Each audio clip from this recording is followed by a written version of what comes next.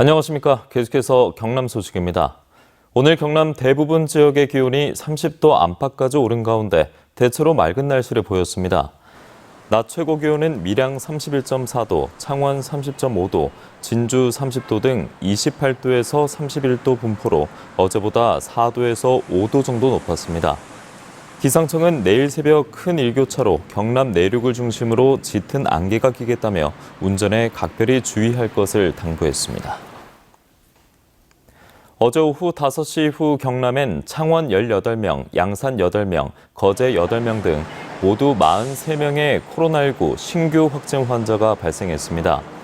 감염 경로별로는 도내 확진 환자 접촉이 18명, 거제 기업 종교시설 관련 7명, 양산 보육교육시설 관련 5명 등으로 집단 감염이 계속됐습니다. 한편 경남 백신 1차 접종률은 인구수 대비 64.3%를 기록하고 있습니다. 경상남도가 추석 연휴를 앞두고 전통시장 소비 활성화를 위해 온누리 상품권 환급 행사를 진행한다고 밝혔습니다.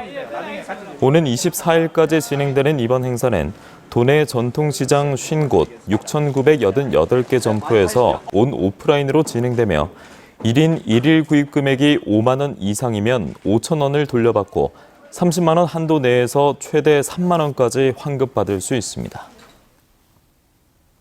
경남과 울산 혁신도시 이전 공공기관 채용설명회가 온라인 플랫폼 줌으로 열립니다.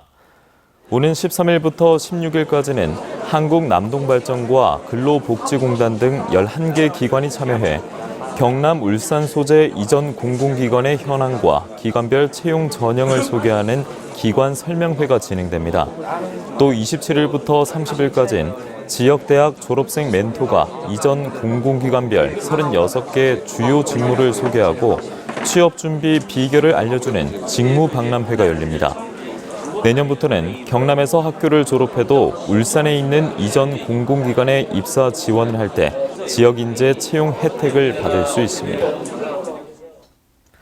낙동강유역환경청은 추석 연휴 기간을 맞아 환경오염 행위를 사전에 예방하기 위해 오는 13일부터 26일까지 특별 단속에 들어간다고 밝혔습니다. 주요 단속 대상으론 환경오염물질 배출업소와 지정 폐기물 처리업소, 유해 화학물질 취급사업장 50여 곳에 대한 환경오염 행위 등입니다. 또 연휴 기간 환경오염 사고가 발생할 경우 대응팀이 출동할 수 있는 상황실을 운영할 계획입니다. 창원지법 형사 4단독 안좌진 판사는 법정 이자율보다 많은 이자를 받고 돈을 빌려준 혐의로 재판에 넘겨진 경남의 한 간부급 경찰 A씨에게 벌금 700만 원을 선고했습니다. 안 판사는 A씨가 위법하게 수령한 이자 금액이 적지 않고 법률을 준수해야 할 경찰이 지역민의 기대와 신뢰를 저버렸다고 판시했습니다. 한편 A씨는 지난 2018년 지인에게 3억 5천만 원을 빌려준 뒤 연 이자율 60% 수준인 7천여만 원의 이자를 받은 혐의를 받고 있습니다.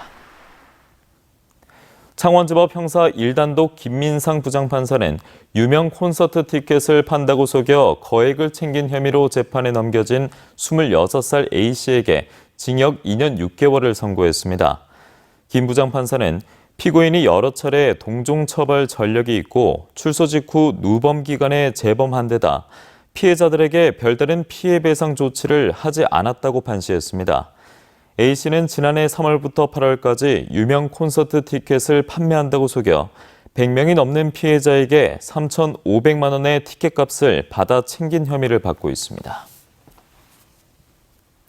뉴스를 마치겠습니다. 경남 소식이었습니다. 고맙습니다.